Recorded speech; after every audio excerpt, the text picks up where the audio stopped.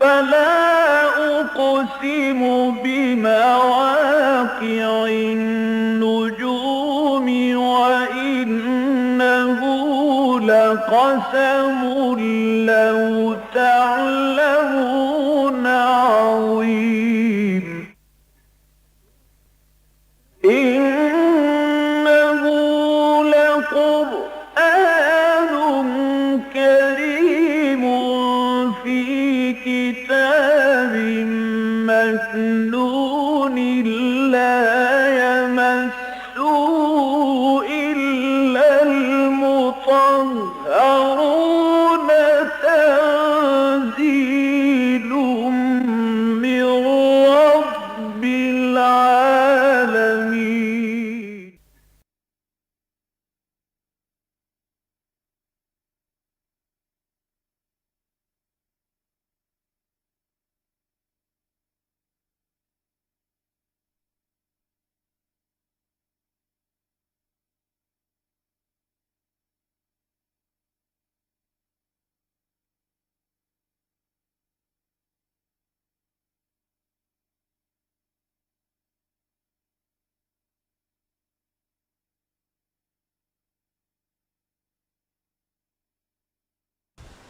آج ہمیں آپ کے علم میں ہوگا کہ 13واں رکوع پڑھنا ہے سورہ آل عمران کا۔ اعوذ باللہ من الشیطان الرجیم، بسم اللہ الرحمن الرحیم۔ وَإِذْ غَدَوْتَ مِنْ أَهْلِكَ تُبَوِّئُ الْمُؤْمِنِينَ مَقَاعِدَ لِلْقِتَالِ وَاللَّهُ سَمِيعٌ عَلِيمٌ۔ إِذْ هَمَّتْ طَائِفَتَانِ مِنْكُمْ أَنْ تَفْشَلَا وَاللَّهُ وَلِيُّهُمَا وَعَلَى اللَّهِ فَلْيَتَوَكَّلِ الْمُؤْمِنُونَ۔ وَلَقَدْ نَصَرَكُمُ اللَّهُ بِبَدْرٍ وَأَنْتُمْ أَذِلَّةٌ فَاتَّقُوا اللَّهَ لَعَلَّكُمْ تَشْكُرُونَ۔ إِذْ تَقُولُ لِلْمُؤْمِنِينَ أَلَنْ يَكْفِيَكُمْ أَنْ يُمِدَّكُمْ رَبُّكُمْ بِثَلَاثَةِ آلَافٍ مِنَ الْمَلَائِكَةِ مُنْزَلِينَ بَلَى إِن تَصْبِرُوا وَتَتَّقُوا وَيَأْتُوكُم مِّن فَوْرِهِمْ هَٰذَا يُمْدِدْكُمْ رَبُّكُمْ بِخَمْسَةِ آلَافٍ مِنَ الْمَلَائِكَةِ مُصَوِّمِينَ وَمَا جَعَلَهُ اللَّهُ إِلَّا بُشْرَىٰ لَكُمْ وَلِتَطْمَئِنَّ قُلُوبُكُمْ بِهِ وَمَا النَّصْرُ إِلَّا مِنْ عِندِ اللَّهِ الْعَزِيزِ الْحَكِيمِ لِيَقْطَعَ طَرَفًا مِنَ الَّذِينَ كَفَرُوا أَوْ يَكْبِتَهُمْ فَيَنقَلِبُوا خَائِبِينَ لَيْسَ لَكَ مِنَ الْأَمْرِ شَيْءٌ أَوْ يَتُوبَ عَلَيْهِمْ أَوْ يُعَذِّبَهُمْ فَإِنَّهُمْ ظَالِمُونَ وَلِلَّهِ مَا فِي السَّمَاوَاتِ وَمَا فِي الْأَرْضِ يَغْفِرُ لِمَن يَشَاءُ وَيُعَذِّبُ مَن يَشَاءُ وَاللَّهُ غَفُورٌ رَحِيمٌ۔ صدق اللہ العظیم۔ رب اشرح لي صدری ویسر لي امری واحلل عقدۃ من لسانی یفقہوا قولی۔ اللہم ربنا الہمنا رشدنا واعصمنا من شرور انفسنا، اللہم ارنا الحق حقا وارزقنا اتباعہ وارنا الباطل باطلا وارزقنا اجتنابہ، اللہم وفقنا لما تحب وترضى، آمین یا رب العالمین۔ سورہ آل عمران کا جو نصف ثانی ہے،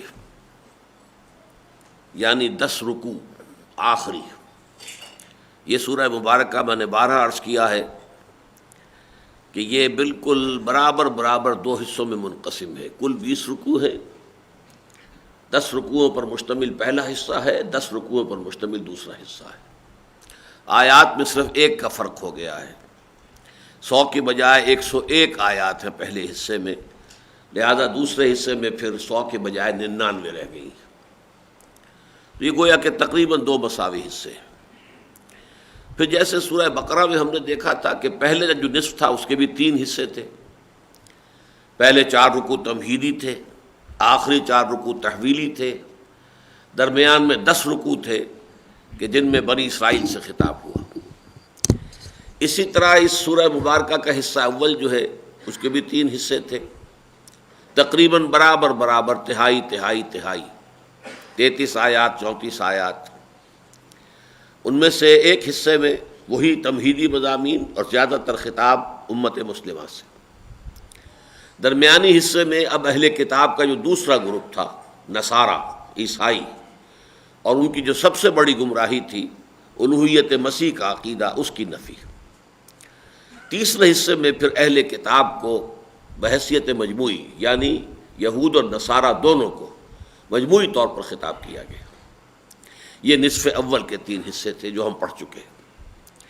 نصف ثانی کے جو 10 رکوع ہیں اس میں سے پہلے 2 رکوع امت مسلمہ سے خطاب پر مشتمل ہیں، اور خاص طور پر انہیں متنبع کیا گیا ہے اہل کتاب کی ریشہ دوانیوں سے کہ اب ان سے پورے طور پر چوکس رہیں، چوکنے رہیں۔ یہ بھی بتا دیا گیا کہ تمہاری تاسیس ہو چکی ہے، اب بحیثیت ایک امت تمہارا ایک مقام معین ہو چکا ہے۔ کنتم خیر امت اخرجت للناس تأمرون بالمعروف وتنہون عن المنکر وتؤمنون باللہ۔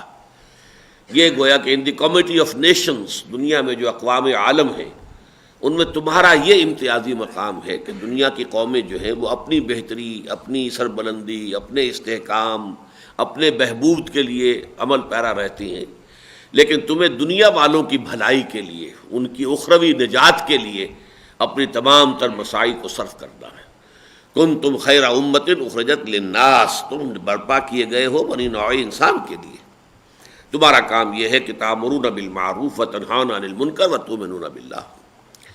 ساتھ یہ بھی فرما دیا کہ اس کے لیے تمہیں ایک سہ نکاتی لائے عمل پر مسلسل عمل پیرا رہنا پڑے گا۔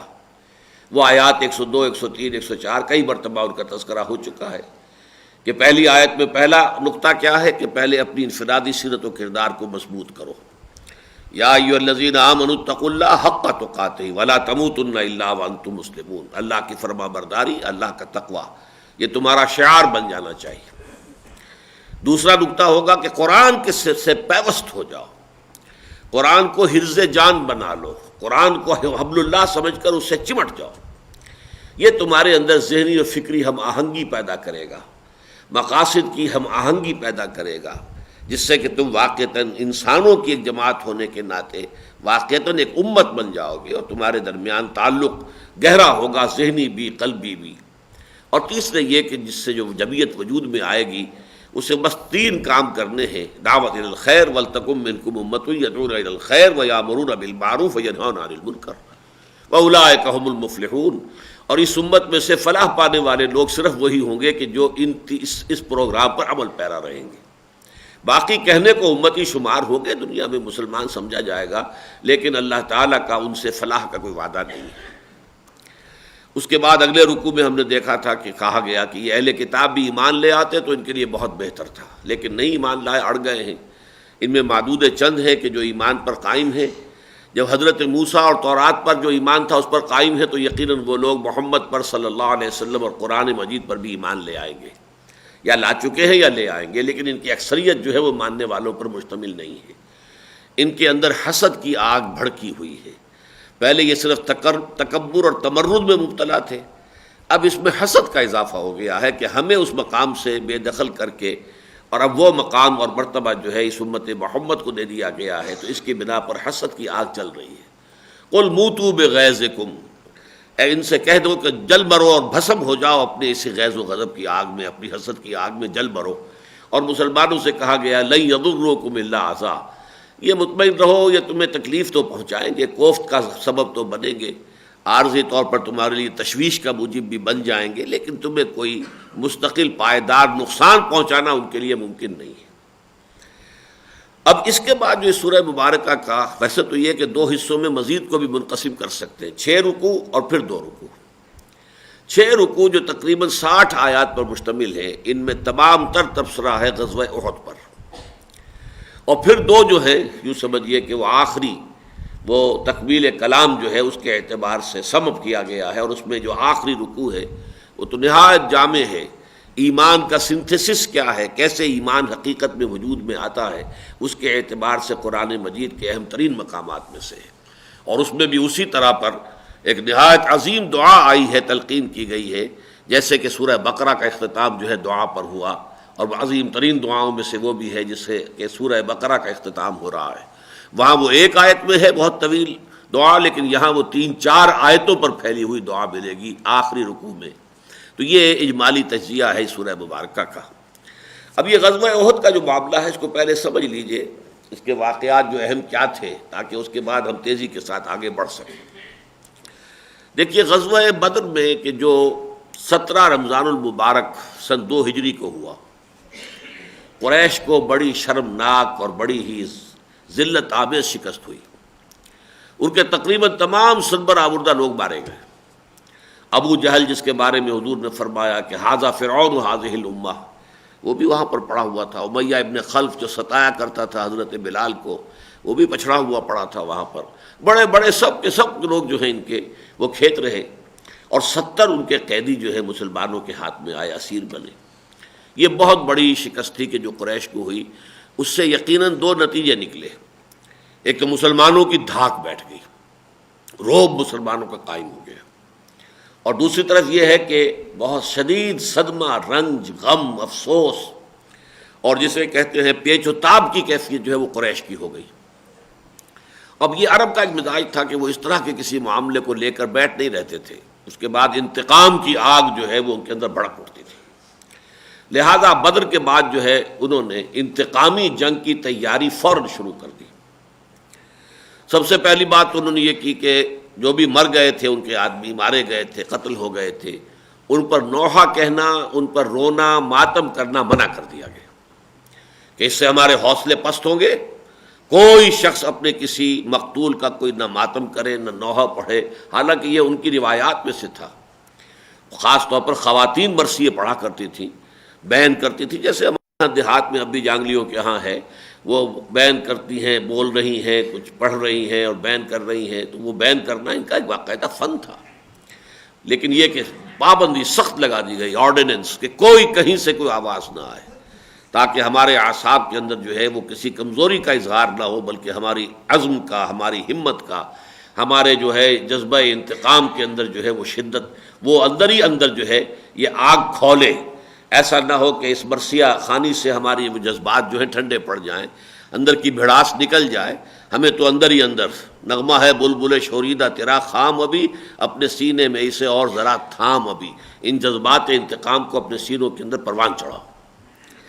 مردوں نے طے کر لیا کہ ہم اپنی بیویوں کے قریب نہیں جائیں گے، بستروں پر نہیں سوئیں گے، چارپائیوں پر نہیں سوئیں گے، زمین پر سوئیں گے. عورتوں نے بناؤ سنگھار ترک کر دیا. جب تک کہ انتقام ہم نہ لے لیں اس وقت تک جو ہے ہم جو ہے کوئی بھی معاملہ اس طرح کا نہیں کریں گے. مزید یہ کہ وہ جو قافلہ تھا جو ابو سفیان کی سرکردگی میں آ رہا تھا شام سے، جو ایک ایکسائٹنگ کاز بنا تھا غزوہ بدر کا، اور وہ بہت بڑا قافلہ تھا، 1000 اونٹ اور اس پر 50,000 دینار کا مال تھا. اور وہ قافلہ صحیح و سالم پہنچ گیا تھا، اس لیے کہ ابو سفیان نے تو دوہری چال چلی تھی. ایک طرف SOS کال بھی بھیج دی تھی کہ مجھے خطرہ ہے وہ محمد کے آدمیوں سے کہ بدر سے اگر میں گزروں گا تو مجھ پر حملہ ہوگا، جیسا کہ ہو بھی رہا تھا بالفعل. حضور جو ہے مدینے سے اسی لیے نکلے بھی تھے صحابہ کو لے کر. لہذا مجھے مدد بھیجو. وہاں سے لشکر چل پڑا. لیکن دوسری چال اس نے یہ چلی کہ وہ وادی بدر میں داخل ہی نہیں ہوا، بلکہ اس نے ساحل سمندر کے ساتھ ساتھ نیچے کا نشیبی راستہ جو تھا وہ اختیار کر کے اور وہاں سے نکل گیا. اور بعد میں اس نے پیغام بھی بھیجا کہ میں تو بچ کے نکل آیا ہوں، لہذا اب جنگ کی ضرورت نہیں ہے، اور ہمارا جو مقصد تھا وہ حاصل ہو گیا ہے، لہذا اگر آپ چاہیں تو واپس لوٹ جائیں. بہرحال وہ ایک علیحدہ واقعہ ہے، وہ ہم پڑھیں گے جب سورہ بدر کا پورا معاملہ سورہ انفال میں سامنے آئے گا، اس لیے کہ اس کے بارے میں بہت سا قیل و قال ہے، بہت سی مختلف آراء لوگوں میں پھیلی ہوئی ہے. بہرحال اس پورے قافلے کے بارے میں انہوں نے یہ طے کیا، یہ گویا کہ انہوں نے ایک فنڈ کی شکل اس کو دے دی. جس کا مال ہے اس میں وہ سب کا سب کنٹریبیوٹ کر دے. یہ 1000 کے 1000 اونٹ اور 50,000 دینار کا یہ سارا مال سب نے وقف کر دیا کہ اب یہ آئندہ جنگ کی تیاری کے لیے یہ پورا کا پورا مال ہماری طرف سے وقف رہے گا. ڈونیشنز ہو گئی. ایک بہت زبردست فنڈ جو ہے وہ اسی کے ذریعے سے انہوں نے قائم کر دیا. چنانچہ اس کا ذکر جو ہے وہ سورہ غزوہ بدر کے بعد چونکہ یہ واقعات ہو رہے تھے تو یہ سورہ انفال میں آیت آئی ہے، آیت نمبر 36 ہے، ان الذین کفروا ينفقون اموالهم لیصدوا عن سبیل اللہ. یہ کافر لوگ جو ہے مال خرچ کر رہے ہیں اپنا تاکہ لوگوں کو اللہ کے راستے سے روک سکیں. فسينفقونها، تو ٹھیک ہے یہ خرچ کر لیں گے اپنا مال. ثم تکون علیہم حسرۃ ثم یغلبون، پھر یہ تم جو بھی انفاق کر رہے ہیں، خرچ کر رہے ہیں، یہ ان کے لیے ایک حسرت کی نشانی بن جائے گا، اس لیے کہ حاصل کچھ نہیں ہوگا. گویا کہ پیشن گوئی ہو گئی تھی کہ دوبارہ بھی جب یہ حملہ کر کے جائیں گے تو شکست کھا کر آئیں گے. ثم یغلبون، پھر یہ مغلوب ہو جائیں گے. اب اس کو ذرا نوٹ کر لیجئے کہ جو فوج لے کر وہ چلے ہیں، اور اب اس کا جو سرکردہ لیڈر ہے وہ ابو سفیان ہے. ابو سفیان ہی گویا کہ ان کے ہاں قریش میں اب سب سے اونچے گھرانے کا ابو سفیان بن حرب بن امیہ، بنو امیہ بڑا قبیلہ تھا، اس میں کوئی شک نہیں ہے، لہذا اس کا چونکہ سربراہ ابو سفیان، لہذا ابو سفیان کو سپہ سالار کی حیثیت حاصل ہے۔ باقی بڑے بڑے لوگ جو ساتھ تھے اس میں خالد بن ولید بن مغیرہ بہت بڑا سردار تھا، ان کے بیٹے خالد ہیں جو ایمان لے آئے بعد میں، ابو سفیان بھی بعد میں ایمان لے آئے، پھر ابو جہل کا بیٹا اکرمہ، وہ بھی گویا کہ ایک نسل تو ان کی ختم ہو گئی تھی، تو یہ دوسری نسل جو تھی اب اس کے ہاتھ میں قیادت آئی تھی، تو ان میں سب بڑے بڑے لوگوں کے جو بیٹے تھے انہوں نے گویا کہ اس کے انتظام و انصرام سنبھال لیا، اور سرکردگی جو ہے وہ ابو سفیان کو۔ 3000 کی تو یہ نفری تھی ان کی، جس میں قریش بھی تھے اور کچھ ان کے ساتھ جو ان کے حلیف قبائل تھے وہ بھی تھے، ساتھ ہی 3000 اونٹ تھے۔ یہ اونٹوں کی تعداد جو ہے یہ اس اعتبار سے بڑی اہم ہوتی ہے کہ یہ بار برداری کے کام بھی آتے ہیں، سواری کے کام بھی آتے ہیں، اور یہی ان کا راشن بھی ہے، اسی کا گوشت جب ضرورت ہوتی ہے ذبح کرتے اور کھاتے ہیں۔ 200 گھوڑوں کا ایک جو ہے یہ سمجھیے رسالہ موجود تھا، کیولری 200 گھوڑوں کی، اور اس کیولری کے انچارج تھے خالد ابن ولید۔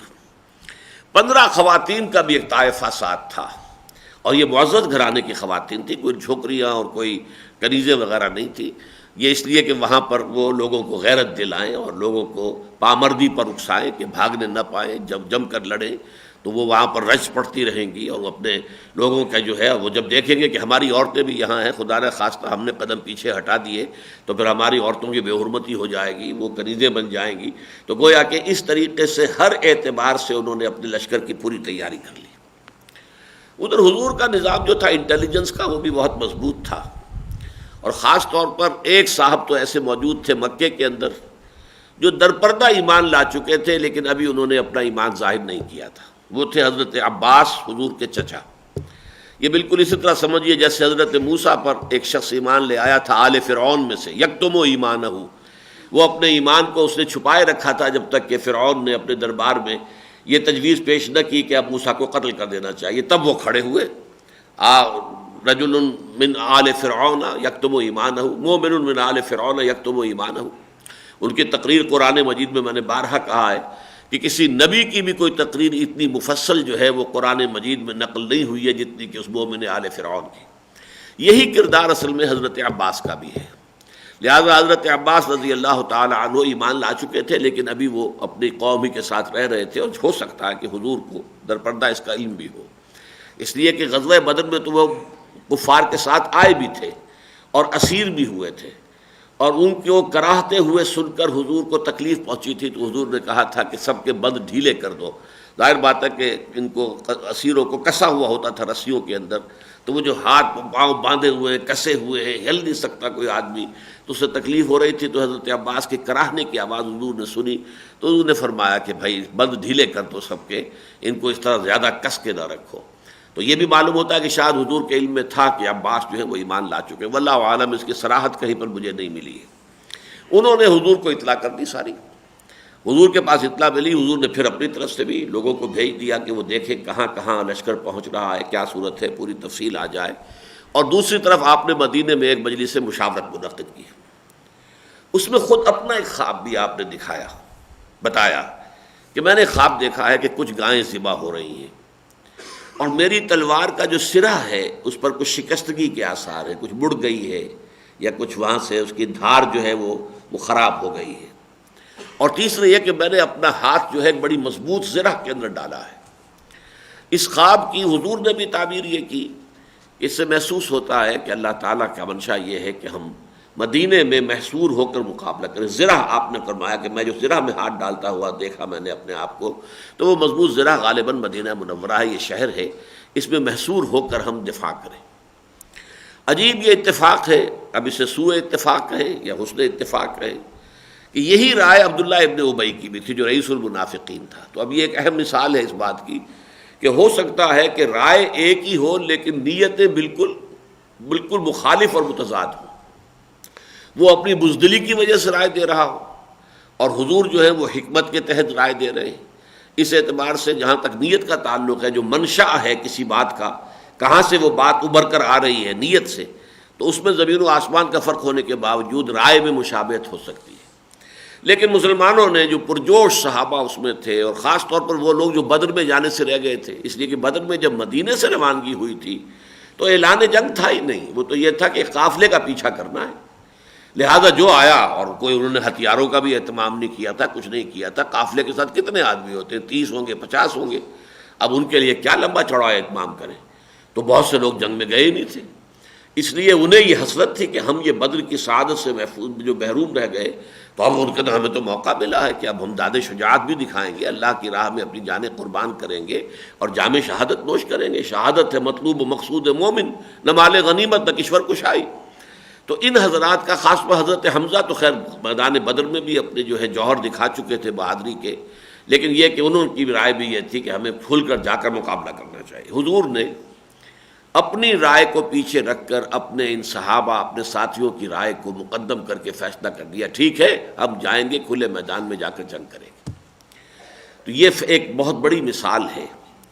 اقامت دین کے لیے جد و جہد کرنے والی کوئی جماعت، اس کا امیر، چاہے اسے ویٹو حاصل ہو، اختیار حاصل ہو، لوگوں نے سب و طاعت فی المعروف کی بیعت بھی کر رکھی ہو کہ جو آپ کہیں گے ہم مانیں گے، چاہے وہ فی المنشط والمکر ہے، چاہے ہماری طبیعتیں آمادہ ہوں اور چاہے ہمیں اپنی طبیعتوں پر جبر کرنا پڑے، لیکن جو آپ کہیں گے ہم مانیں گے۔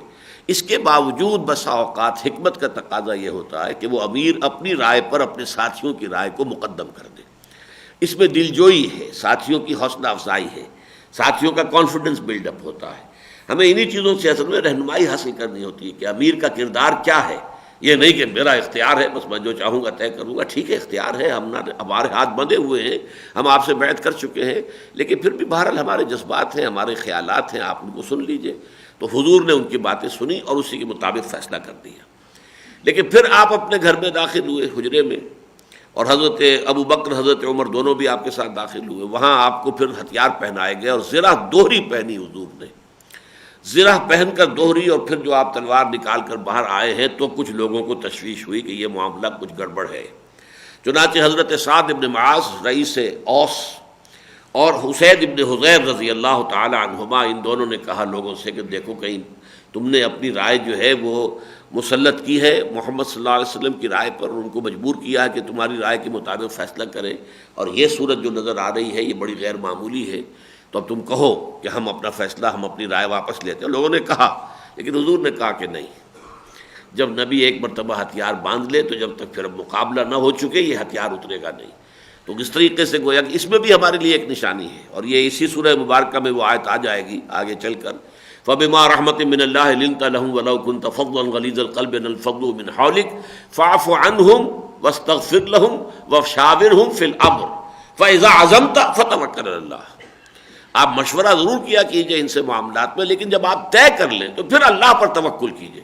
پھر یہ نہیں کہ اب ایک فیصلہ کیا تھا اب اس سے ہم واپس لے رہے ہیں، نہیں، بلکہ یہ کہ پھر اس کے بعد توکل ہونا چاہیے، اور توکل اللہ تعالیٰ پر، سارے معاملات کا آخری صدا تو اللہ ہی کے ہاتھ میں ہے۔ بہرحال یہ صورت ہوئی، آپ نکلے ہیں مدینے سے، رات آپ نے گزاری ہے راستے میں، پھر میدان بدر میں پہنچے ہیں، اور یہ کہ اس میں سے ایک بہت اہم واقعہ یہ ہو گیا کہ آپ کے ساتھ جو گئے تھے 1000 افراد مدینے سے نکلے تھے، جب صبح کے وقت جو ہے صف بندی ہوئی ہے، اور یوں سمجھیے کہ ادھر سے وہ کفار کا لشکر ہے، ادھر سے مسلمانوں کا، اور ایک دوسرے کو دیکھ رہے ہیں، تو عبداللہ ابن ابی 300 اپنے ساتھی منافقین کو لے کر علیحدہ ہو گیا کہ اب ہم تو جنگ نہیں کریں گے، اس لیے کہ ہماری بات تو مانی نہیں گئی۔ یہ واقعہ اہم ترین واقعہ ہے، 1000 میں سے 3000 کے مقابلے میں 1000 تو پہلے ہی تھے، 1:3 کی ریشو تو تھی، اب 300 اور کم ہو گئے تو 1:4 کی ریشو ہو گئی، اور وقتی طور پر جو ہے اس سے یقیناً جو ہے ایک دل شکستگی مسلمانوں کی پیدا ہونی ضروری تھی، لازمی تھی۔ لیکن عجیب بات یہ ہے کہ اتنے اہم واقعے کا قرآن مجید نے ابتدا میں کوئی اہتمام کے ساتھ ذکر نہیں کیا، گویا کہ معمولی بات تھی۔ آخر میں جا کر ہمیں یہ آیت نمبر 167 میں اس واقعے کی بات ملے گی، اس کے اس وقت تفصیل سے ہم گفتگو کر دیں گے، لیکن قرآن نے اس کا ذکر نہیں کیا۔ البتہ جو سابق الایمان لوگ تھے ان کے بھی 2 خاندان والے جو ہے پھر ذرا دگمگا گئے، ان کے قدموں میں تزلزل پیدا ہو گیا۔ یہ اوس میں سے تھے بنو حارثہ، اور خزرج میں سے بنو سلمہ۔ ان دونوں نے بھی ذرا ارادہ کیا کہ ہم واپس ہو جائیں، لیکن یہ ہے کہ پھر جب لوگوں نے سمجھایا اور ان کو بھی جذبات ایمانی ان کے عود کر آئے، لوٹ آئے، پھر وہ رک گئے۔ ان کا ذکر قرآن مجید نے بڑے ہی ایک شان کے ساتھ کیا ہے. حالانکہ وہ چھوٹے چھوٹے دو گروپ تھے، جبکہ ایک بہت بڑا گروپ 300 آدمیوں کا ساتھ چھوڑ کر چلا گیا، تہائی نفری چلی گئی. قرآن نے اس کا کوئی خاص ذکر نہیں کیا، بلکہ وہ ضمنی طور پر ذکر آئے گا، اور وہ بھی بعد میں آئے گا، شروع میں نہیں. جنگ کا جو نقشہ حضور نے طے کیا وہ بڑا عجیب ہے. جا کے قریش نے جو آ کے لشکر اپنا اتارا تھا وہ ایسے کہ احد ان کے پیچھے کافی فاصلہ چھوڑ کر، اور مدینہ ان کے سامنے، مدینہ کے شمال میں پہنچ کر وہاں یہ اتر گئے. حضور کے پیش نظر یہ تھا کہ یہ قریش کے پیچھے جا کر اپنا جو ہے کیمپ لگائیں تاکہ پہاڑ پشت پر آ جائے. لیکن ظاہر بات ہے کہ گزر کر جانا پڑتا تھا. یہ قریش کا لشکر جو ہے درمیان میں پڑا ہوا وہ حائل ہے، احد کے اور مدینے کے درمیان جو حائل ہے وہ قریش کا لشکر ہے. تو حضور نے پھر لوگوں سے پوچھا کہ کوئی شخص جو راستے ایسے جانتا ہو کہ ہمیں کسی اور چور راستے سے لے جائے اور وہ پیچھے ہم پہنچ جائیں ان کی پشت پر. تو کچھ حضرات نے کہا ہمیں معلوم ہے پہاڑوں کے اندر راستے ایسے ہوتے ہیں درے کہ وہ پھر 2 حضرات جو تھے وہ لے کر گئے ہیں اور قریش کو پتہ نہیں چلا، اور لشکر جو ہے کنی ان سے کتراتا ہوا پیچھے چلا گیا. اب یوں سمجھیے کہ شمال مدینہ یہ ہے اور مدینہ کے شمال میں یہ سارا معاملہ ہے. شمال میں احد ہے اور وہاں اس کے فوراً بعد حضور اور صحابہ کرام کا لشکر ہے، پھر قریش کا لشکر ہے، پھر مدینہ ہے. تو اس طریقے سے گویا کہ قریش کا لشکر جو ہے حضور کے اور مدینے کے درمیان حائل ہو گیا، اور حضور کے اور مسلمانوں کی پشت پر پہاڑ آ گیا. اب یاد کیجئے کہ یہی واقعہ ہوا تھا حضرت عمر کے زمانے میں. شام کے ایک محاذ پر حضرت ساریہ رضی اللہ تعالیٰ عنہ سے غلطی ہو رہی تھی، اور حضرت عمر کو اللہ نے وہ میدان جنگ دکھا دیا، اور اس پر آپ نے کہا یا ساریہ تو الجبل، او ساریہ کیا غضب کر رہے ہو، غلطی کر رہے ہو، پہاڑ کی طرف اپنا معاملہ اختیار کرو. اور یہ آواز اللہ نے حضرت ساریہ کو پہنچا دی. حضرت عمر کی انہوں نے آواز سنی. یہاں جو ہے جو خطبہ سن رہے ہیں وہ حیران ہو رہے ہیں کہ یہ خطبہ تو ہمیں دے رہے تھے، یہ ساریہ سے کیا بات شروع کر دی حضرت عمر نے رضی اللہ تعالیٰ عنہ. لیکن یہ کہ وہاں وہ اللہ نے آواز پہنچائی اور اس کے مطابق انہوں نے اپنی اسٹریٹجی درست کی. تو پہاڑ کو پشت پر رکھنے میں یہ کہ پشت محفوظ ہو جاتی ہے، یہ نقشہ حضور نے وہاں پر اختیار فرمایا. البتہ وہ ذرا مسلمان لشکر کے جو جنوب مشرق کی طرف آپ نے دیکھا ایک درہ ہے. اگر کہیں قریش کا لشکر رسالہ 200 گھوڑوں کا رسالہ موجود تھا، بہت تکڑا ان کا ایک رسالہ تھا، اگر کہیں وہ پہاڑ کا چکر کاٹ کر اور اس درے سے حملہ آور ہو جاتا تو گویا کہ پھر اب 2 چکی کے 2 پارٹوں کے درمیان مسلمانوں کا لشکر آ جاتا. لہذا اس کو آپ نے تاڑ کر، اور وہاں قریب میں ایک ٹیلا تھا، وہ اب جمل الرمات کہلاتا، رما کہتے ہیں تیر چلانے کو، رما یرمی.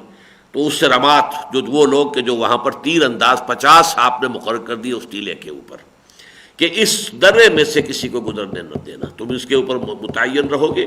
اور اس پر حضرت جبیر رضی اللہ تعالی عنہ جو ہے ان کو آپ نے، حضرت عبداللہ ابن جبیر ابن نعمان انصاری دوسی بدری رضی اللہ تعالی عنہ، ان کو مقرر کیا 50 تیر انداز کہ تم یہاں رہنا. اور یہاں تک آپ نے فرمایا کہ اگر تم یہ دیکھو کہ ہم سب کے سب ہلاک ہو گئے اور ہمارا گوشت پرندے نوچ نوچ کر کھا رہے ہیں، تب بھی تم نے یہاں سے نہیں ہٹنا، تم یہیں رہنا.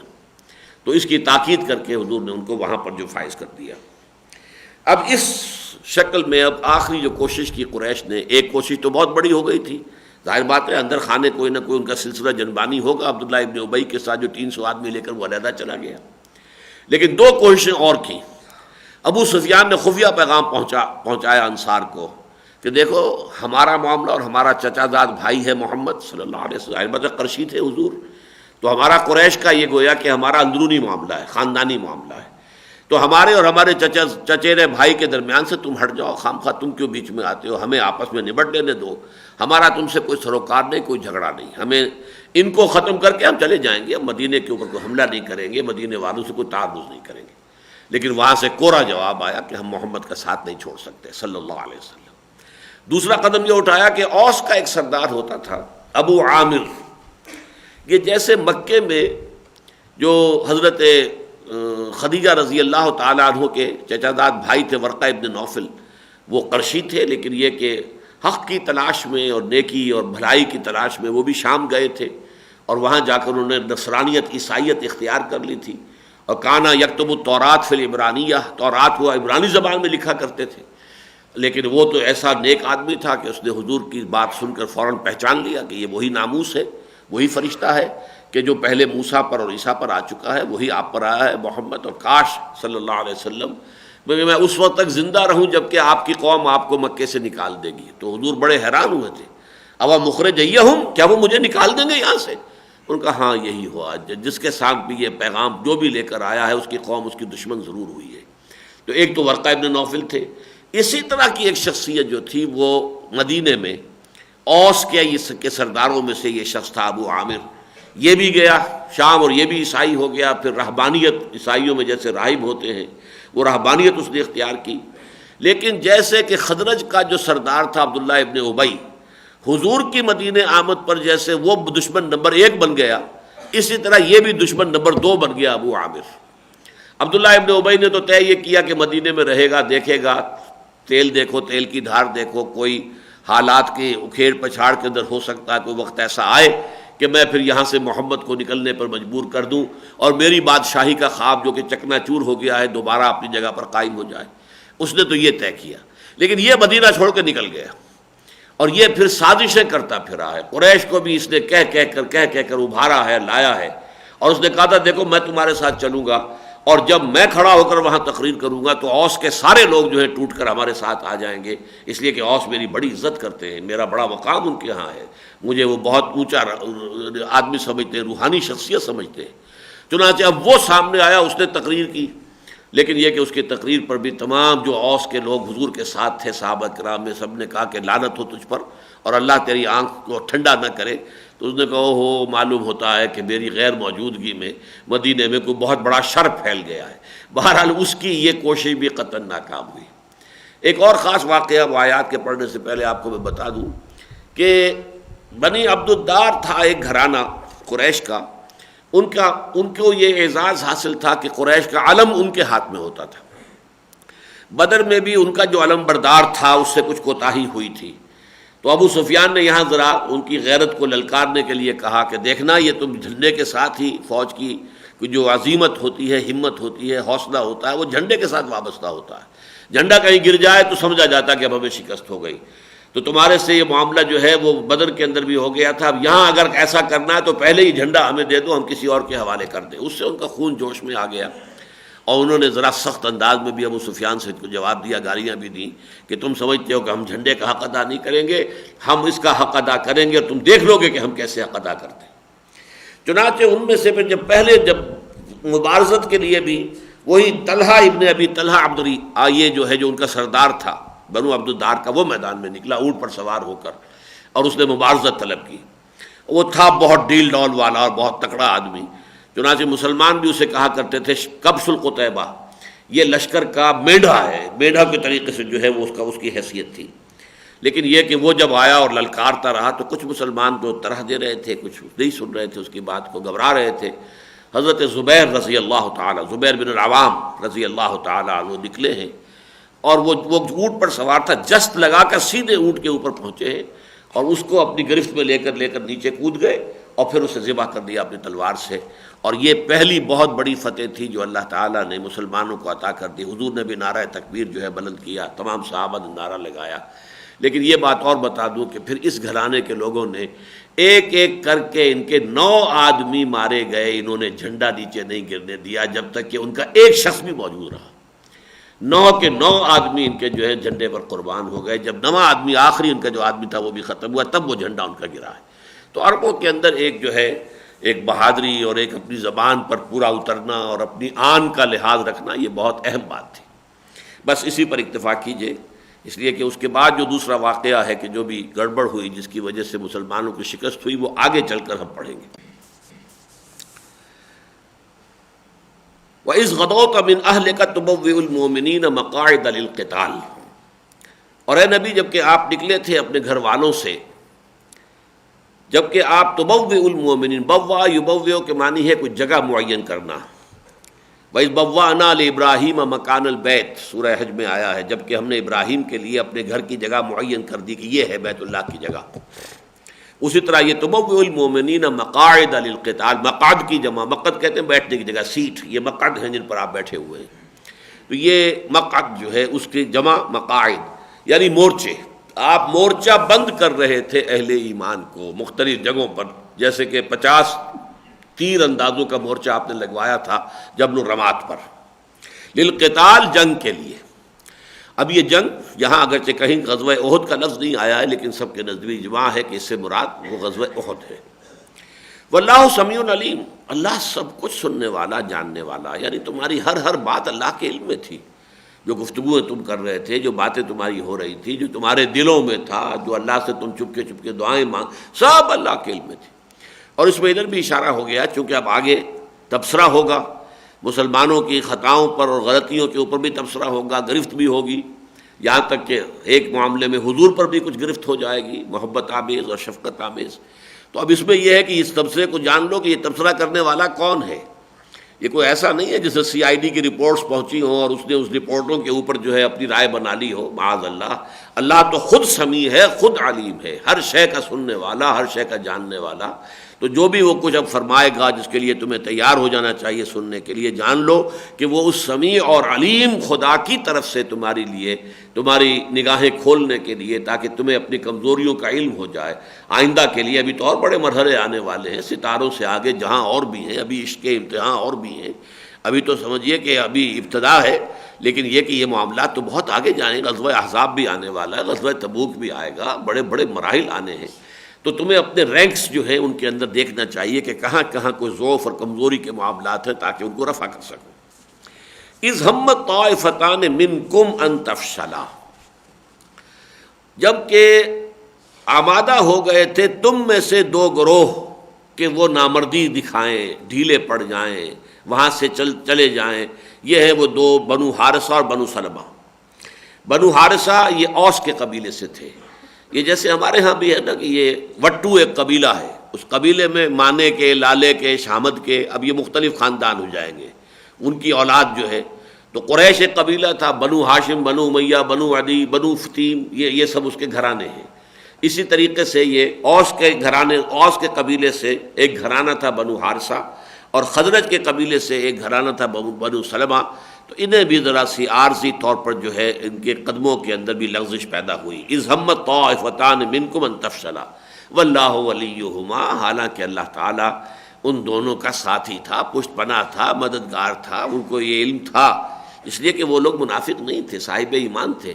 لیکن کسی صاحب ایمان کے اندر بھی وقتی طور پر کوئی کمزوری، کسی وسوسے کی وجہ سے، شیطانی وسوسہ، یا کسی سابقہ کمزوری کی وجہ سے کوئی کمزوری، کوئی خطا سرزد ایسی ہوئی ہو جس کی بنا پر کہ پھر وہ ایک شخصیت کے اندر ہی کہیں کوئی ضعف جو ہے وہ شامل ہو جائے، تو مختلف اعتبارات سے ہو سکتا ہے۔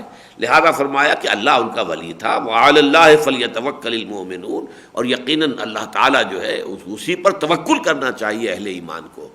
یہ نہیں دیکھنا چاہیے کہ 300 آدمی چلے گئے، ہم پہلے ہی جو ہیں 1/3 تھے اور اب تو جو 300 آدمی نکل گئے، آپ سمجھے تہائی لشکر چلا گیا واپس۔ 1000 میں سے 300، یہ کوئی 30,000 میں سے 300 تو نہیں گئے تھے کہ جس کا کوئی حیثیت نہ ہوتی۔ 1000 میں سے 300 چلے گئے تو اس کا مطلب یہ 30% آف دی آرمی وہ چلی گئی اور سب کے نگاہوں کے سامنے گئی، اور عین اس وقت گئی ہے۔ اس سے بڑی سازش اور کیا ہو سکتی ہے، جبکہ ایک دوسرے کے سامنے آ چکے تھے، جبکہ وہ دشمن نے بھی دیکھ لیا کہ ان کے کچھ لوگ واپس جا رہے ہیں، تاکہ ان کے حوصلے بلند ہو گئے، اور یہاں کے جو لوگ ہیں ان کے حوصلے، ہر ایک پر کچھ نہ کچھ اثر تو پڑا ہوگا۔ بر بنائے تب بشری، یہ تو نہیں ہو سکتا کہ سرے سے کوئی تاثر نہ لیا ہو۔ البتہ یہ کہ اس تاثر کے بنا پر قدم ڈگمگا جائیں، یہ صرف دو گروہوں کے ہوئے۔ اذ ہمت طائفتان منکم ان تفشلا واللہ ولیہما وعلی اللہ فلیتوکل المؤمنون۔ یہ دونوں جو گروہ ہیں بعد میں جو ثابت قدم بھی رہے، انہوں نے پھر جو ہے اپنی بہادری کے جوہر بھی دکھائے، لیکن یہ بعد میں فخر کرتے تھے کہ اللہ تعالیٰ نے ہمارا ذکر قرآن میں کیا ہے طائفتان منکم سے، گویا کہ ہمیں یہ سند دے دی ہے کہ ہم منافقوں میں سے نہیں تھے بلکہ ہم اہل ایمان میں سے تھے۔ اللہ تعالیٰ کی اس سند کو انہوں نے گویا کہ اپنے لیے بنائے اعزاز سمجھا کہ یہ تو اللہ نے ہمارا اعزاز فرمایا۔ اذ ہمت طائفتان منکم ان تفشلا، جبکہ تم میں سے بھی دو گروہ جو ہیں وہ آمادہ ہو گئے تھے کچھ بزدلی دکھانے پر، کچھ کمزوری کے اظہار پر۔ واللہ ولیہما وعلی اللہ فلیتوکل المؤمنون ولقد نصرکم اللہ ببدر وانتم اذلہ۔ اور دیکھو یاد کرو، اللہ نے مدد کی تھی تمہاری بدر میں بھی جبکہ تم بہت کمزور تھے۔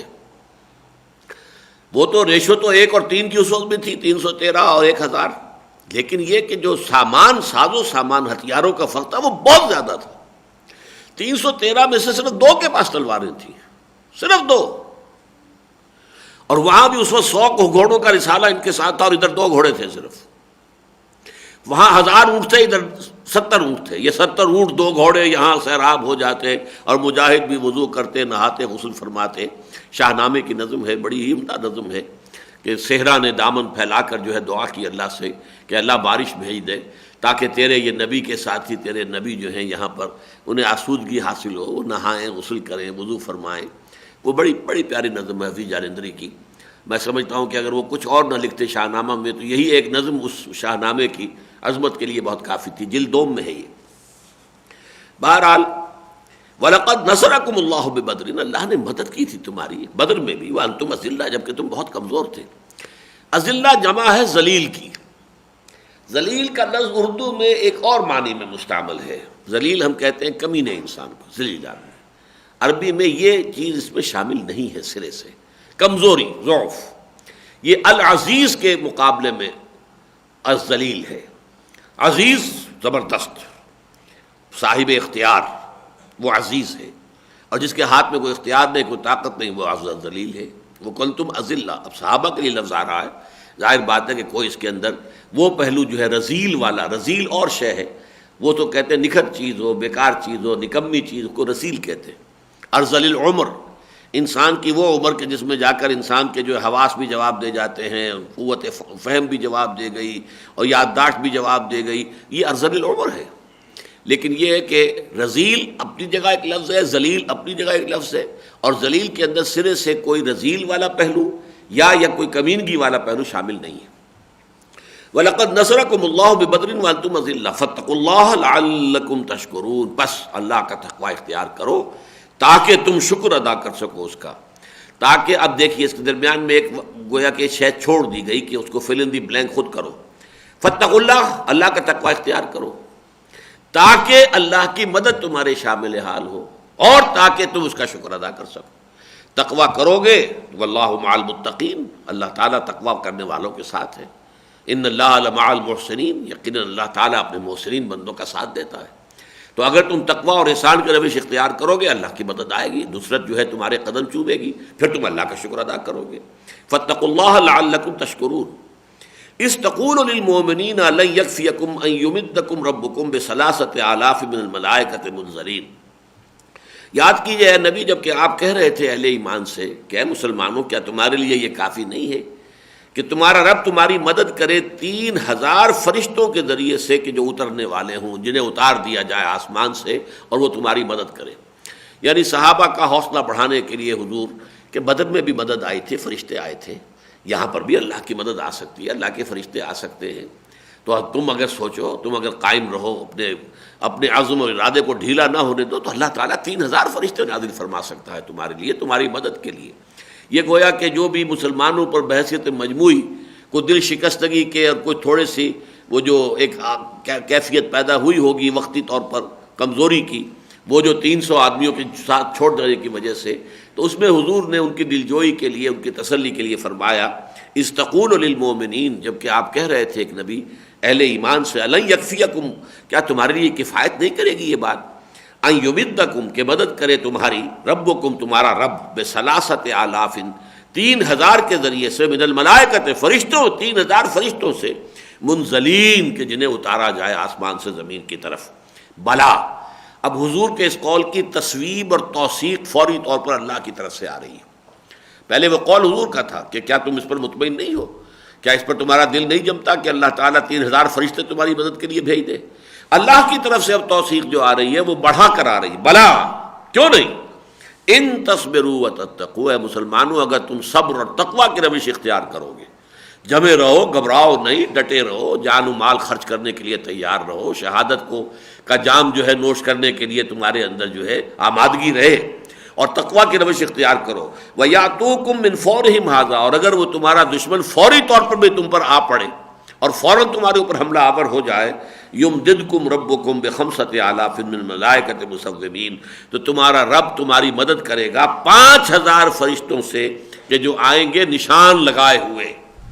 یہ جو آتا ہے سوم، اس کے اندر ہوتا ہے کوئی نشان لگا لینا، جیسے پیڈگری ہوتی ہے گھوڑوں کی، خیل المسومہ، اسی صورت میں ہم پڑھ چکے ہیں زُيِّنَ لِلنَّاسِ حُبُّ الشَّهَوَاتِ مِنَ النِّسَاءِ وَالْبَنِينَ وَالْقَنَاطِيرِ الْمُقَنطَرَةِ مِنَ الذَّهَبِ وَالْفِضَّةِ وَالْخَيْلِ الْمُسَوَّمَةِ، تو وہ گھوڑے جن پر نشان لگے ہوتے ہیں، جو داغ دیے جاتے ہیں، پتہ چل جائے اس کی پیڈگری کیا ہے، یہ کون سی نسل کا ہے، تو یہ نشان زدہ گھوڑے ہوتے ہیں۔ اسی طریقے سے جو بھی کوئی لشکر چلتا ہے تو اپنا کوئی علم لے کر اپنی نشانی، یا جیسے مختلف جو فنکشنز ہوتے ہیں تو ان میں کوئی بیچز لگا دیے جاتے ہیں کہ معلوم ہو کہ اس کی آئیڈینٹی کیا ہے، تو اپنے اپنے بیچ، اپنے اپنے علم، اپنے اپنے نشان لے کر 5000 فرشتوں کے ذریعے سے اللہ تعالیٰ تمہاری مدد فرمائے گا۔ لیکن اس کے ساتھ ہی فرما دیا وَمَا جَعَلَهُ اللَّهُ إِلَّا بُشْرَىٰ لَكُمْ، یہ بھی اللہ تعالیٰ نے صرف تمہاری لیے بشارت کا ذریعہ بنانے کے لیے یہ بات کہہ دی ہے، وَلِتَطْمَئِنَّ قُلُوبُكُمْ بِهِ، اور تاکہ اس کے ذریعے سے تمہارے دل مطمئن ہو جائیں، تمہارے دل ٹھک جائیں، تمہارے جو وہ اندیشے ہیں وہ ختم ہو جائیں۔ وَمَا النَّصْرُ إِلَّا مِنْ عِنْدِ اللَّهِ، اور مدد تو ہے ہی نہیں مگر اللہ کے پاس سے، یعنی اللہ تعالیٰ کو فرشتے بھیجنے کی بھی ضرورت نہیں ہے۔ اللہ تعالیٰ کا تو ایک حکم کن جو ہے وہ کافی ہوتا ہے، جو بھی مدد آتی ہے اس کے پاس سے آتی ہے، وہ بغیر فرشتے کے بھی آ سکتی ہے، براہ راست بھی آ سکتی ہے، فرشتوں کے ذریعے بھی آ سکتی ہے۔ لہذا یہ جو کہا گیا کہ 5000 فرشتے بھیجیں گے، تو در حقیقت یہ اس لیے تاکہ تمہارے دل ٹھک جائیں، جم جائیں۔ تم گنتی کے حساب سے سوچنے کے عادی ہو تو یہ کہ 3000 کے مقابلے میں 5000 فرشتے بھیج دیں گے تمہاری مدد کے لیے، تاکہ تمہاری اپنی ذہنی سطح کے مطابق جو ہے تمہارے ساتھ کلام کیا جائے، اور تمہارے دل وَلِتَطْمَئِنَّ قُلُوبُكُمْ بِهِ، اور تمہارے دل اس کے اوپر مطمئن ہو جائیں۔ وَمَا النَّصْرُ إِلَّا مِنْ عِنْدِ اللَّهِ الْعَزِيزِ الْحَكِيمِ، حالانکہ مدد تو ہے ہی صرف اللہ کی طرف سے، اور وہ اللہ کے جو العزیز ہے، من عند اللہ، اللہ کے پاس سے ہے، اور وہ العزیز ہے، الحکیم ہے، زبردست ہے اور حکمت والا ہے۔ اس کا کوئی فعل حکمت سے خالی نہیں ہے، اگرچہ اس کا اقتدار مطلق ہے، اس کا اختیار مطلق ہے، اس کے اقتدار اور اختیار پر کوئی قدغنیں نہیں ہے، کوئی چیکس اینڈ بیلنسز نہیں ہے، کہیں لمیٹیشن نہیں ہے، لیکن اس کی اپنی حکمت ہے، اس کا اختیار بھی ہے، مطلق ہے تو اس کی حکمت بھی کامل ہے۔ لِيَقْطَعَ طَرَفًا مِّنَ الَّذِينَ كَفَرُوا أَوْ يَكْبِتَهُمْ فَيَنقَلِبُوا خَائِبِينَ، اور اللہ تعالیٰ کا یہ ارادہ ہے، یہ گویا کہ جنگ سے ایک پہلے کی کیفیات جو ہیں اس کو ذکر ہو رہا ہے، یہ تمہیدی رکوع ہے، لیکن اس میں آپ دیکھیں گے کہ پورے اس جنگ کا بھی جو میں تذکرہ کروں گا اگلی آیت کے ضمن میں، تو پوری جنگ کا لب لباب اس ایک رکوع میں آ گیا ہے۔ اس لیے اس کا اختتام پر وَلِلَّهِ مَا فِي السَّمَاوَاتِ وَمَا فِي الْأَرْضِ، عام طور پر جب کوئی بحث قرآن مجید میں تکمیل کو پہنچتی ہے تو آخر میں پھر ایسی آیات آتی ہیں کہ جو ڈیمارکیٹ کر دیتی ہیں کہ یہاں آ کر اس بحث کی تکمیل ہو گئی ہے۔ تو اسی طریقے سے یہ 9 آیات پر مشتمل جو رکوع ہے، یہ گویا کہ ان 60 آیات کے لیے ایک طرح کا یہ انڈیکس ہے، اس میں اس کا لب لباب، جیسے کہ ہم دیکھتے ہیں کہ سورہ کہف میں پہلے 3 آیتوں میں پورے واقعے کو سم اپ کیا گیا ہے، اور پھر وہ 3 رکوعوں کے اندر اس کی تفاصیل بیان کی گئی ہیں۔ یہ قرآن کا اپنا ایک خاص اسلوب ہے، جو جس کے بارے میں احکمت آیاتہ ثم فصلت، پہلے آیات بڑی محکم جو سارے مضمون کو سمیٹ لے اور پھر انہی کی تفصیل کی جائے، ثم فصلت من لدن حکیم خبیر۔ لِيَقْطَعَ طَرَفًا مِّنَ الَّذِينَ كَفَرُوا، اللہ چاہتا ہے کہ کاٹ دے کافروں کے ایک بازو کو، طرف یہ جو پہلو ہوتے ہیں، ایک پہلو ان کا جو ہے اللہ تعالیٰ شکستہ کر دے، اور یکبتہم، یا ان کو ذلیل کر دے، فَيَنْقَلِبُوا خَائِبِينَ، اور پھر وہ لوٹ جائیں بالکل ناکام ہو کر، محروم ہو کر، خائب و خاسر ہو کر، ذلیل ہو کر لوٹنے پر مجبور ہو جائیں۔ لَيْسَ لَكَ مِنَ الْأَمْرِ شَيْءٌ أَوْ يَتُوبَ عَلَيْهِمْ أَوْ يُعَذِّبَهُمْ فَإِنَّهُمْ ظَالِمُونَ، اے نبی آپ کے ہاتھ میں کوئی اختیار نہیں ہے۔ یہ بڑی ایک تیکھی قسم کی گرفت ہے جو حضور پر ہو رہی ہے۔ اس کا پس منظر یہ ہے کہ جب وہ بعد میں تفصیل سے باتیں آئیں گی کہ جب مسلمانوں کو اللہ نے فتح دے دی اور کفار کے قدم اکھڑ گئے، ان کی عورتیں بھی اپنے جو ہے پاجامے اٹھا اٹھا کے، اور پنڈیاں ان کی نظر آ رہی تھی، پازیبیں جو ہیں دکھائی دے رہی تھی، بھاگ رہی تھی اپنی جان بچانے کے لیے، یہ نقشے آئے ہیں، تب تفاصیل جب آتی ہیں اس کی، تو اس وقت جو ہے یہ جو یہاں جو تیر انداز تھے ان میں ایک ڈویژن ہو گئی، چلو اب تو فتح ہو گئی۔ ان کے کمانڈر ان کو روکتے رہے، دیکھو حضور نے کیا کہا تھا، اس کی انہوں نے تعویل کر لی، حضور نے تو شکست کی صورت میں کہا تھا، اب تو فتح ہو گئی ہے، لیکن کمانڈر پھر بھی روکتے رہے، عبداللہ ابن جبیر روکتے رہے، لیکن کمانڈر کی انہوں نے نافرمانی کی، اور اس کے نتیجے میں یہ کہ وہ 50 میں سے 40 جو ہیں تیر انداز وہاں سے جگہ چھوڑ کر چلے گئے۔ شکست ہو چکی تھی، بھگدڑ بچی ہوئی تھی خالد بن ولید کی، وہ قابی نگاہ نے دیکھ لیا کہ وہ درا پیچھے خالی ہو گیا۔ چکر دے کر گھوڑوں کا سوار اپنا رسالہ لے کر آ کر وہاں سے داخل ہو کر، اور پھر جب رسالہ جب آ کے اٹیک کرتا ہے تو آپ اندازہ کیجئے بیچارے پیادوں کی حیثیت کیا ہوتی ہے، اور وہ بھی پشت سے، وہ تو ان کے پیچھے آ کر ایک دم پڑے ہیں نا۔ تو جو شکست ہوئی ہے شدید، اسی شکست کے عالم میں پھر وہ بات بھی ہوئی کہ حضور صلی اللہ علیہ وسلم جو ہے نرغے میں آ گئے، آپ زخمی ہوئے، آپ کی خود کی 2 کڑیاں جو ہیں اس آپ کی جو رخسار کی ہڈی ہے آنکھ کے نیچے، اس میں گھس گئیں۔ جب انہیں کھینچا گیا، ایک صحابی نے کھینچا، بڑی مشکل سے ایک کڑی نکالی تو ان کا ایک دانت ان کا بھی ساتھ ہی گیا، پھر دوسرا دانت بھی گیا ساتھ، پھر خون کا فوارہ چھوٹا، بے ہوش ہو گئے، چہرہ پورا کا پورا جو ہے وہ خون سے رنگا گیا۔ اس وقت آپ کے زبان مبارک سے یہ الفاظ نکل گئے، کیف یہد اللہ قوما، اللہ اس قوم کو کیسے ہدایت دے گا، خضبوا وجہ نبیہم بالدم، جنہوں نے اپنے نبی کے چہرے کو خون سے رنگ دیا۔ اس پر پکڑ آ گئی فوراً، اے نبی یہ اختیار آپ کا نہیں ہے، لیس لک من الامر شیء، آپ کا اختیار کچھ بھی نہیں ہے۔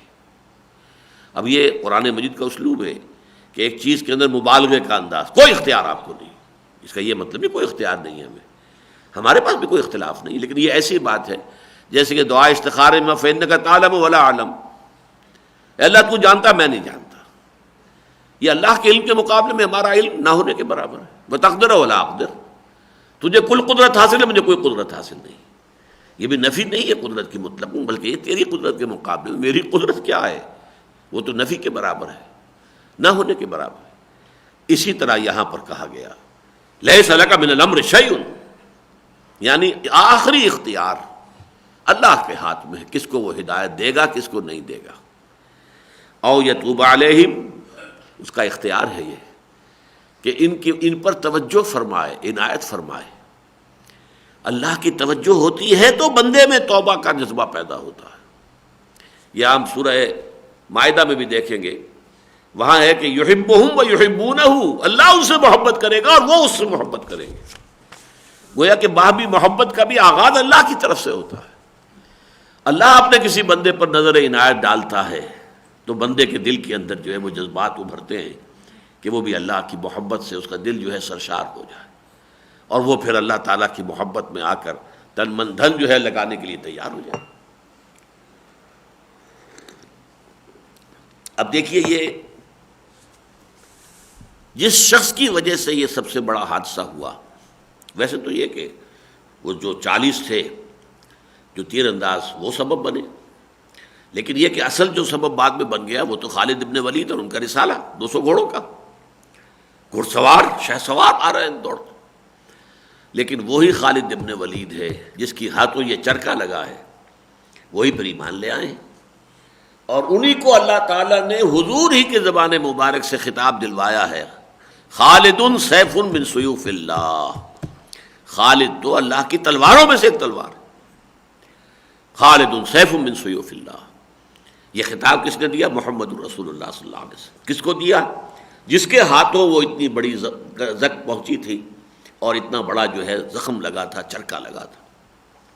لیس لک من الامر شیء، آپ کو کوئی اختیار حاصل نہیں ہے، یعنی اختیار مطلق ہر معاملے کا، کسی کی ہدایت یا نہ ہدایت ہونا نہ ہونا یہ اللہ کے اختیار میں۔ اس کے بالکل برعکس معاملہ ہے کہ ابو طالب کے بارے میں جتنی شدید خواہش حضور کی ہو سکتی تھی کہ وہ ایمان لے آئیں، اور کسی شخص کے بارے میں نہیں ہو سکتی۔ چچا ہے، پھر یہ کہ پرورش میں بھی ان کا حصہ ہے، دادا کے انتقال کے بعد اور بڑے تایا زبیر کے انتقال کے بعد پھر ابو طالب ہی کی زیر تربیت رہے، پھر اس نے آخری وقت تک ساتھ دیا ہے، ایمان نہیں لایا، لیکن اسی کی بنا پر بنو ہاشم کی پوری پشت پناہی رہی ہے۔ 3 سال کا مقاطعہ انہوں نے تو کیا تھا اہل ایمان کا، لیکن بنو ہاشم بھی شامل رہے، اس مقاطعے میں بھی انہوں نے ساتھ نہیں چھوڑا ہے حضور کا صلی اللہ علیہ وسلم۔ آپ اندازہ کیجئے اس شخص کے لیے کتنی محبت حضور کے دل میں ہوگی، کتنی تمنا ہوگی کہ آخری وقت بھی کہہ رہے ہیں کہ چچا جان میرے کان میں پڑھ دیجئے کلمہ شہادت تاکہ میں اللہ کے ہاں گواہی دے سکوں۔ اس وقت بھی آڑے آ گیا وہ جو عربوں کا ایک خاص انداز غرور اور فخر کا کہ بھتیجے میں جانتا ہوں تیرا دین ٹھیک ہے، سچ اچھا ہے، لیکن میں یہ نہیں چاہتا کہ عرب کی عورتیں طعنہ دیں کہ ابو طالب موت سے گھبرا کر اپنے آباء و اجداد کے دین سے پھر گیا، تو میں یہ طعنہ برداشت نہیں کر سکتا۔ اب یہی اس کی غیرت جو ہے وہ جھوٹی غیرت، غیرت جاہلی، وہ جو ہے آڑے آ گئی۔ تو گویا کہ یہ اختیار جو ہے ہدایت و ضلالت کا یہ کلیتاً اللہ کے ہاتھ میں ہے۔ چنانچہ فرما دی گیا انک لا تہدی من احببت ولکن اللہ یہدی من یشاء، اے نبی آپ ہدایت نہیں دے سکتے، جسے بھی چاہیں ہدایت دے دیں، یہ آپ کے اختیار میں نہیں ہے، یہ اللہ تعالیٰ کا اختیار مطلق ہے، پریروگیٹو جسے آپ کہتے ہیں، اٹس ڈیوائن پریروگیٹو، اللہ کا اختیار خاص ہے کہ جس کو چاہے ہدایت دے۔ لیس لک من الامر شیء او یتوب علیہم او یعذبہم، اور یہ بھی ہو سکتا ہے اللہ انہیں عذاب دے، سزا دے، ایمان کی توفیق نہ دے، دنیا میں بھی کوئی بذلیل ترین عذاب ذلت آمیز جو ہے ملے، اور آخرت کے اندر بھی وہ جہنم کے عذاب کے اندر جو ہے ابد الآباد تک رہیں۔